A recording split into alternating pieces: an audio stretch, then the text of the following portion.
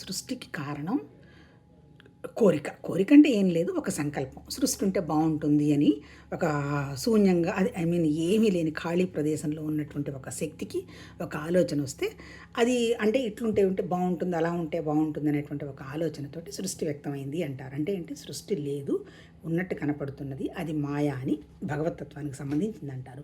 ఇంకా నెక్స్ట్ వచ్చింది ఏంటి, మన సృష్టి. మన సృష్టికి కారణం ఏంటి, మన సృష్టికి కారణం కూడా ఏంటి, అల్టిమేట్గా మన ఆలోచన అంటే కోరిక. అంటే ఏంటి, సృష్టికి కారణం కోరిక. మరి ఇంకా నెక్స్ట్ మరి ఏంటి, ఆ కోరిక కనుక తీరుతుందా తీరదా ఏంటి అని మన ఆలోచనతోటి భయపడుతూ ఉంటాము. అంతే కదా, మీరు వెనక్కి తిరిగి చూసుకుంటే జరిగిపోయినవన్నీ జస్ట్ ఆలోచనలు. ఇప్పుడు ఆలోచన చేస్తే ఉంటుందా, కానీ భయం. జరగబోయేవన్నీ ఏం జరుగుతుందో అని భయం, అది కూడా జస్ట్ ఆలోచనే.